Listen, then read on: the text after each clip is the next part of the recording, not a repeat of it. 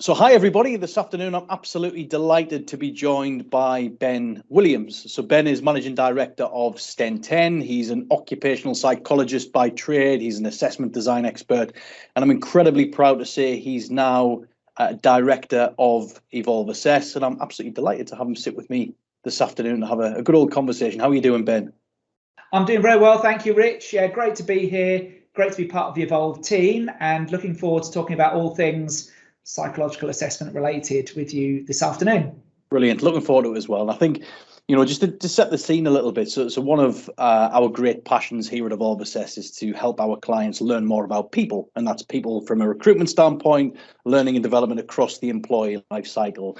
And I thought, well, why not get your expertise and thoughts around how you go about measuring people in the workplace? So people's psychological makeup, for example. I know there's a number of different ways in which that can be measured. So I thought we'd have a discussion of that particular nature, Ben. So let's just start with the beginning. I guess, how do you go about measuring people in the workplace?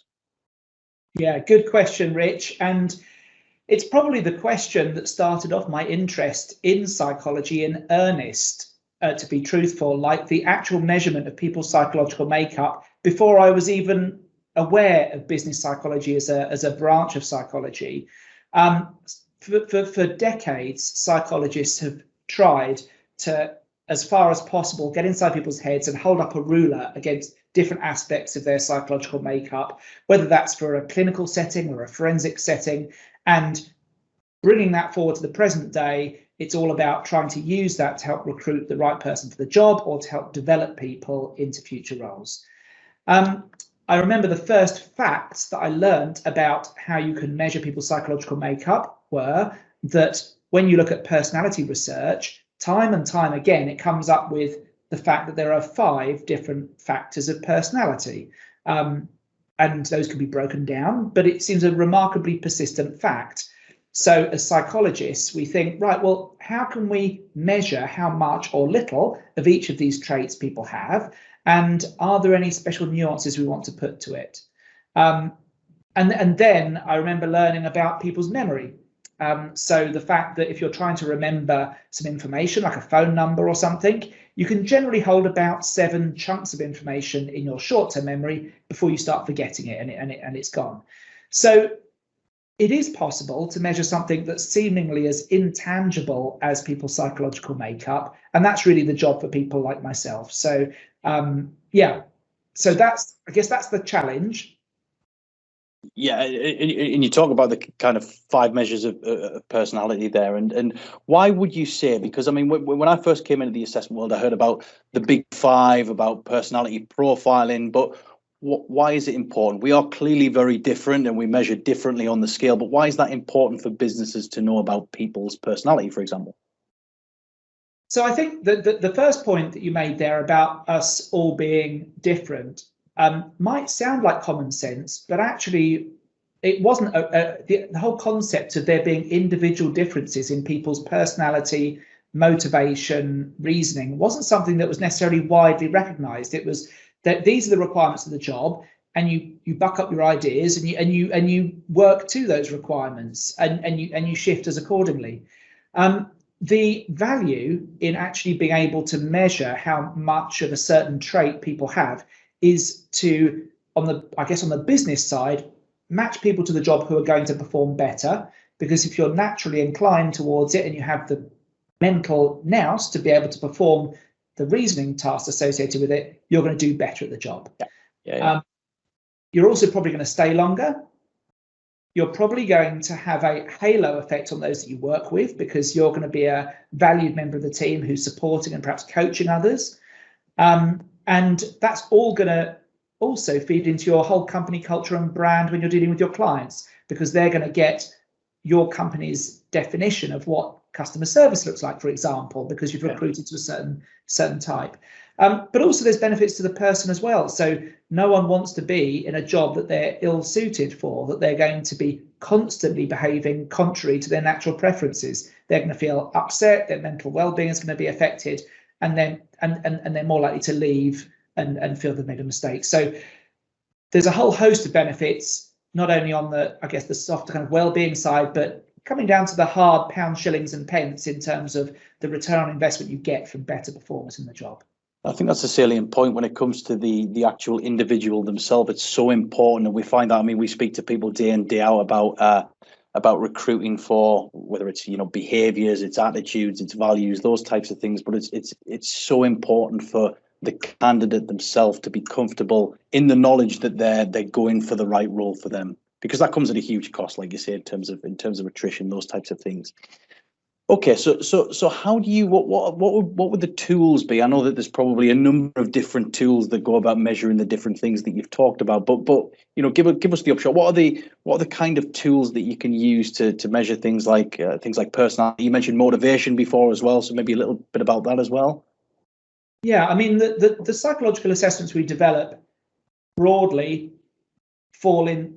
I guess the tests fall into two categories: tests of typical performance and tests of maximum performance. So a test of typical performance is what you might use when you're looking at personality or motivation. So how do you typically tend to behave or prefer to interact with others? Or how do you tend to feel more motivated? Or what tends to motivate you? What tends to demotivate you? And those types of questionnaires tend to be self-report. So you need to rely upon people having reasonable self-insight and also being honest, and they record down how they would typically feel. Typically untimed, because it's not testing how quick you are answering the questions. That's irrelevant. It's all about what comes to you and what feels most natural. Tests of maximum performance are more used when you're looking to see when essentially more is usually better. So maybe more numerical reasoning skills, greater verbal reasoning skills, greater attention to detail. And these are typically timed tests. They're not self-report. You actually give people a sample of problems to solve in that domain, and you see how quickly and how accurately they can solve it. So those are the two main types. And I guess you have other areas you mentioned earlier about being interested in people's behaviour. So whilst personality is really what's going on underneath the surface for your prospective candidate, behaviour is what you actually see them doing. So you could have a personality trait that perhaps means that you're more introverted and more shy than others inside, but you might have developed a repertoire of behaviours and coping strategies that mean you're a very effective presenter or a very effective contributor in a group discussion.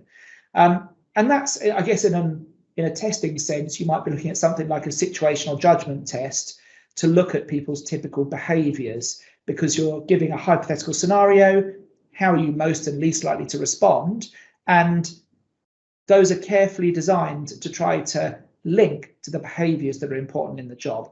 So those are the three: maximum performance, typical performance, and kind of SJT type questions. Really interesting stuff, Ben. Obviously, there's quite a few things to unpack there, but I was really interested in the point that you've just made, because it's never something I've really considered, is that you will have I guess inherently an introverted personality, for example, but you might be a really competent and outgoing presenter because you behave in a way that would almost kind of contradict your natural personality type. But do you find that happens often with people, or is that the exception rather than the rule, or does it happen more than you think? That's a good question. So I think all of us have probably got behaviours that we have developed and honed over time through feedback, through practice, through maybe some painful trial and error, that have enabled us to act in a way that's maybe contrary to what we would do if we were just left to run riot and to go with our personalities as they were at 10 years old. So impulse control or empathy for others or whatever, we develop those over time. I'd say that generally speaking, what your personality preferences do link to your typical behaviour. And I won't go all geeky on you, but there are correlations you can look at to see how well your personality questionnaire responses correlate with your behaviour in the workplace. But they're definitely not a perfect predictor. So it is of value to do a personality questionnaire because they do predict your behaviour broadly, but by no means perfectly. And it's those exceptions to the rule that are probably really important for you to know about when it comes to recruiting people, whether that's a positive exception to the rule or a negative one. Interesting. And when it comes to doing personality questionnaires, for example, and reasoning questionnaires or situational judgment tests, as you mentioned. We'll come back to that in a second. But would you recommend that everybody sits some sort of personality questionnaire to learn more about themselves? Is that a useful exercise to undertake, or would you say it's more relevant for the businesses who are looking to recruit or develop these people? I think, as a general rule, having greater self-awareness is no bad thing. I think, as to the benefits that you're going to receive personally from doing it, I guess it comes down again to why you're doing it. So are you completing it? Are you completing that cosmopolitan personality quiz just because you've got a few hours, or not a few hours, 10 minutes spare on a Sunday afternoon, and you'll forget the results and they're probably invalid anyway? Or do you have a genuine desire to change and to develop? In which case you would want to review your results and speak to someone about it. So I'd say that generally greater self-awareness is a good thing, but untargeted self-awareness raising without associated coaching or planning can sometimes lead to the message just being lost. And So as long as it's kind of tied into that personal or professional development piece, then maybe it's of more relevance. Okay, so just to go back to what you were talking about before, so reasoning. I know that you've talked about verbal and numerical reasoning. Would you just explain a little bit more about what a reasoning test is? I know that you've said they're timed, for example, but what is a reasoning test? Yeah, so I guess reasoning skills are your intellectual horsepower, and people who are listening to this might have, they will be familiar with the term IQ tests. So an IQ test is a general measure of intelligence that covers a whole host of different aspects of reasoning and knowledge skills. But in business psychology, what we tend to prefer is to say, well, rather than giving a general measure of intelligence, let's focus in on the skills that are really important for this role. Okay. So we know that in this graduate role, you need to have numerical reasoning skills, and those who do best tend to be in the upper 50% of the population at numerical reasoning. So let's include a test that measures their ability to look at some data and then to make some calculations and draw a logical conclusion as a result of it. So it's not like mental arithmetic or just adding up two numbers. It's using numerical data to come to a reasoned conclusion. And that's the same with verbal. You've got a passage of information. It's not just a case of understanding what the words mean, but it's understanding the implications of different parts of that passage and saying that logically follows that that's true or that's false or we can't tell, which would be really important in a whole host of roles too. And then of course you have measures that are completely language independent, so pure measures of reasoning skills, where you just see a series of abstract shapes and you might say, what's happening here in this sequence? What one comes next? Which are quite useful if you want something that is completely independent of language. So there's no, whether it's English as your first language or second language, that the abstract reasoning test is immune to, I guess, language bias. So yeah, those could be useful too. Yeah, it's interesting when you talk through the verbal reasoning test, and I remember, I was going to say I remember fondly, I don't know whether fondly would be the correct term, but when I was applying for graduate jobs back in whenever it was, I had to go through quite a few verbal and numerical reasoning tests. So therefore, would you say that they're more suited to graduate programs, high volume?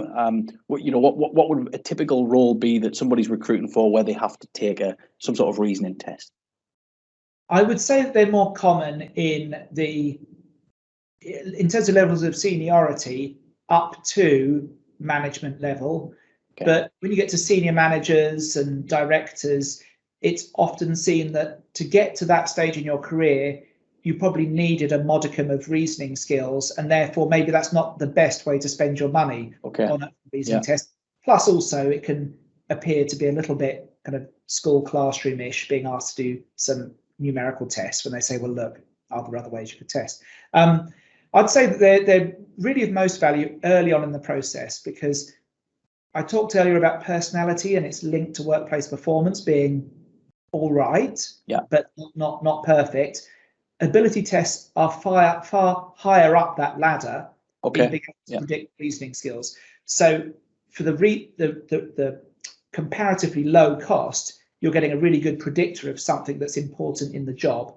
if you choose the test carefully. So get the numbers down using tests, and then spend more time and more labour on testing, I guess, more behavioural aspects. Okay, that makes sense. So how do you therefore go about demonstrating how predictive a test is?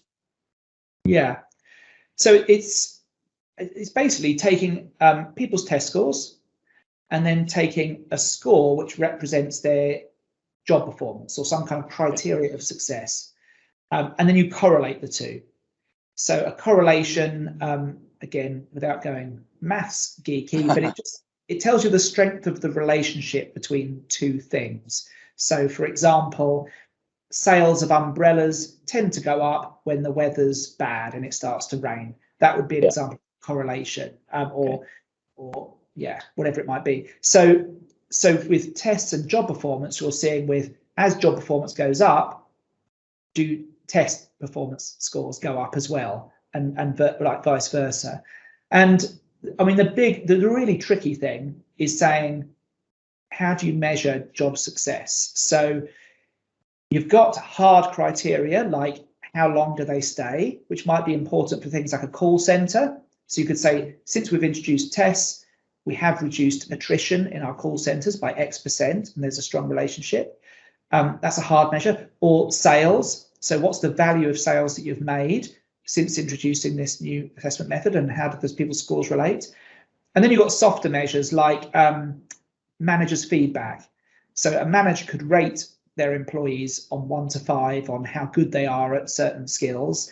And it's called a soft measure because it does rely upon people's opinion, and it's not completely free from bias or distortion. But we would typically work with clients early on to say, what are your success criteria from introducing this new assessment? And let's plan the whole design with that end goal in mind, so that we can make sure the test predicts what you want it to predict in the future. And how long do you think people reasonably should be in a role before we measure that? You've got to give them a chance to get inductions on board and up to speed. How long is typical when you would go about doing those predictive measures? I'd say for job performance, it's probably 6 months. Okay. Minimum. For attrition, obviously, it's as soon as they start, you start measuring how long they've been there. But yeah, 6 months. But most organisations would probably wait a bit longer, maybe 12 to 24 before they did the study. Okay, brilliant. No, that makes perfect sense. So obviously we've talked about personality, we've talked about motivation, we've talked about reasoning, we've talked behaviours with situational judgment tests. How often, in your experience, do businesses, particularly for recruitment, do they use a mixture of two or more tools, or is it normally just one? So there can be there is a law of diminishing returns. So I could sit here and say, oh, it'd be wonderful as a psychologist to measure every single trait you possibly could, multiple different ways. But in the real world, the more hurdles you put in place for candidates to complete, perhaps the less positive their experience is, and more likely they are to get snapped up by someone else. So it's striking a balance. What the research says is that an ability test predicts performance the best as a single measure.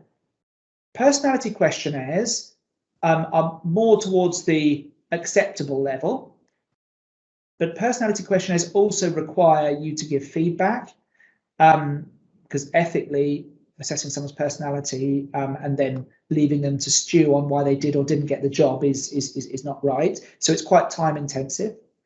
But personality does measure something different to ability. So research shows that. And then you've got SJTs. And SJTs, or situational judgment tests, have been shown to predict performance over and above ability tests and personality questionnaires. So they are telling us something different. So I would say if you're going for the perfect blend of automation and predictive power, I'd probably be recommending an ability test and an SJT. And maybe you might think counterintuitively, but I might put the SJT first. Okay. Even though they're not quite as predictive as ability tests, they allow the person applying to get some insight into the job and the company, perhaps get quite excited about it and think, I'm really keen to join, or get put off. But if they're getting put off for the right reasons, if they say, oh, I couldn't work to targets, or I couldn't be on the road that much, or whatever it might be, then they will self-deselect and make sure only the most well-suited people go through to the ability test stage, and then ultimately probably a face-to-face stage, or maybe a video interview in between. Brilliant. So it's almost that lovely kind of two-pronged approach between, you're finding out as a recruiter or a hiring manager what, how these people are going to behave in a role, but for the candidate themselves, you're giving them more information about the role of the organisation, so they can say, well, actually, yeah, let's continue this application, or we'll self-select. That's really interesting. So in terms of situational judgment tests, would you mind just giving us a brief kind of intro as to what they are, and obviously we talked about what they measure, but how they're structured maybe? Yeah. So as the name suggests, they look at how you make decisions within certain job relevant scenarios. And I guess you can get a couple of types of SJTs. There are those that are designed to test your knowledge. So what is the right thing to do in this situation?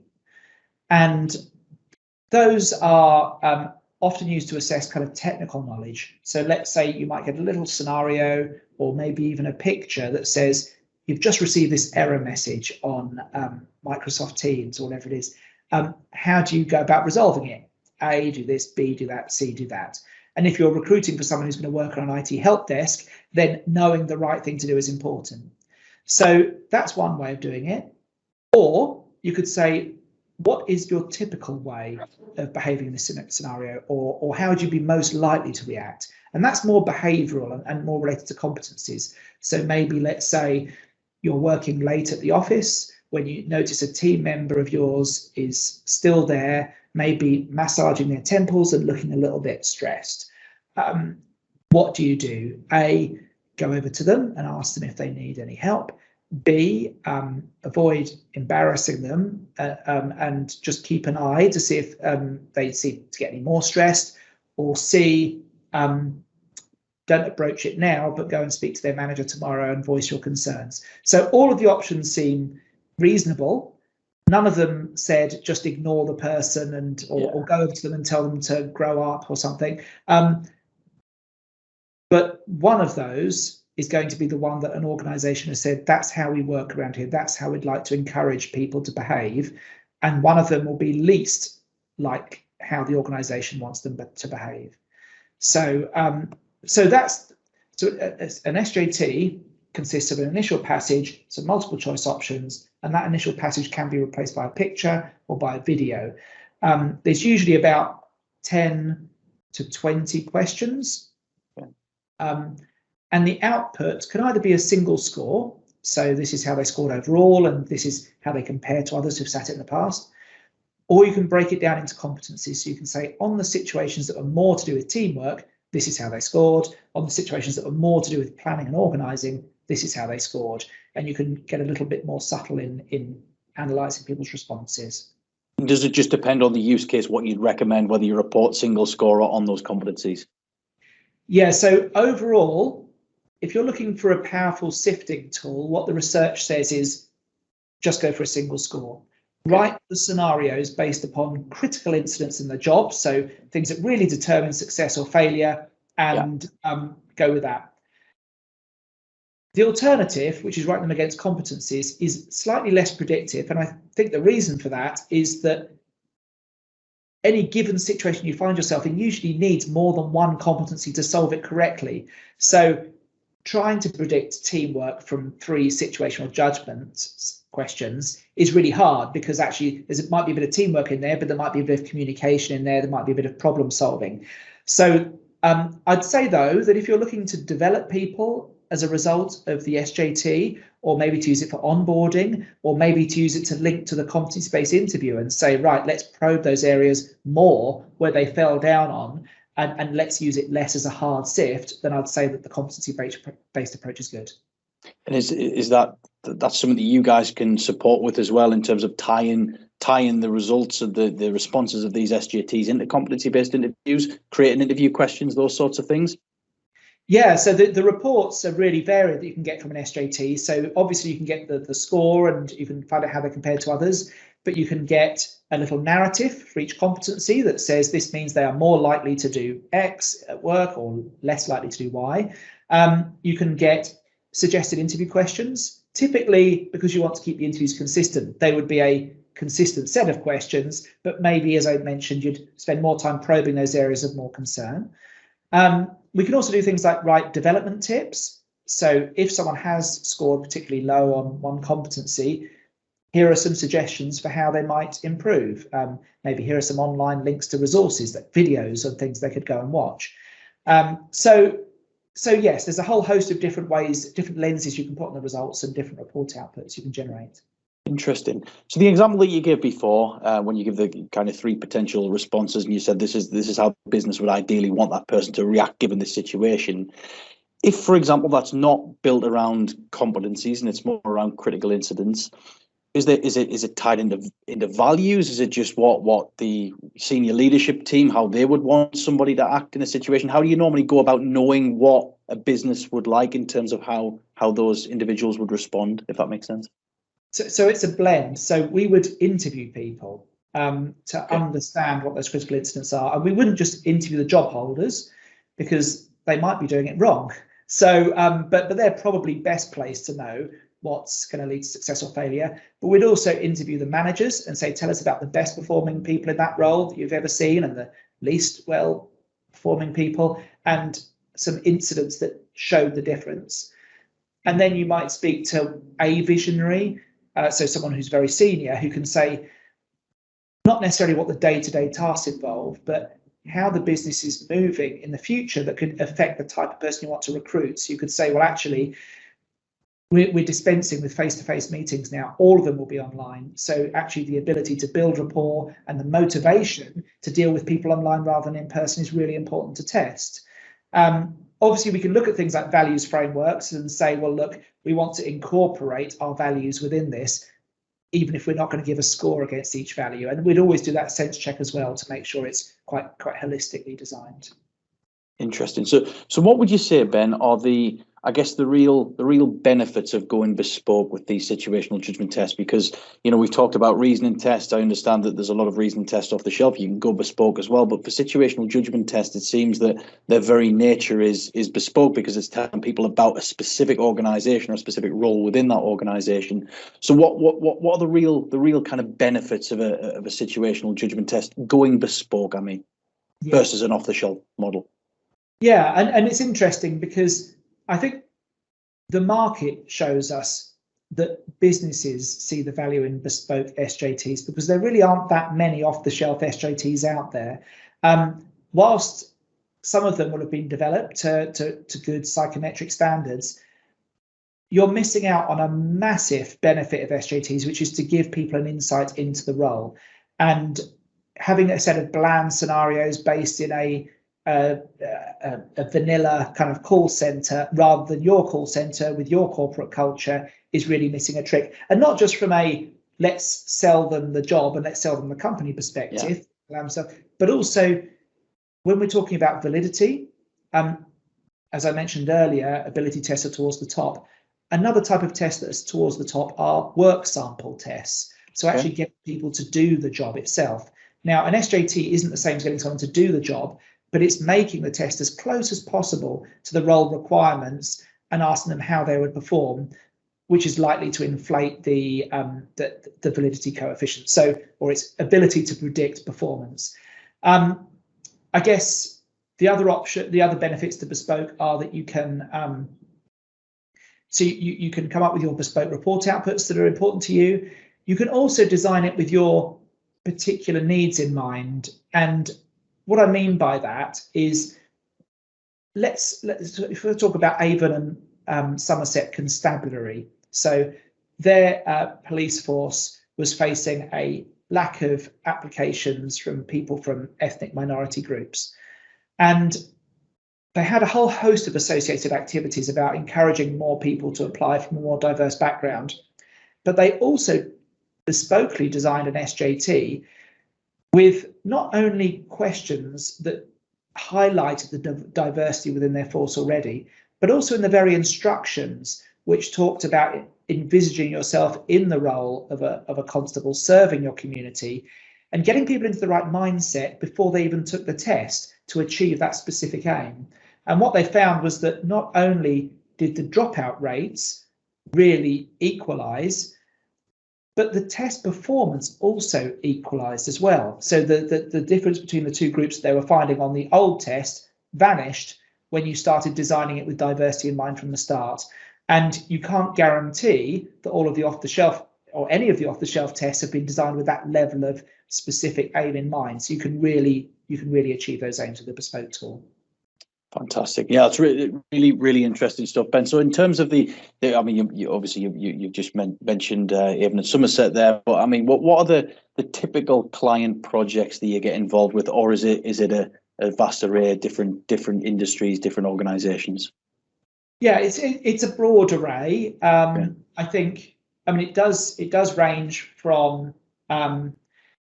Yeah, I mean, some of the scenarios. I mean, that's part of what I love about the job is you get to get insight into all these different roles. So, 4 Seasons healthcare, working on a situational judgment test for managers at care homes, but not just looking at their situational judgment, but also their ability to read the commercials of a care home and to analyse that. So we had a bolt-on numerical reasoning component, which was really nice.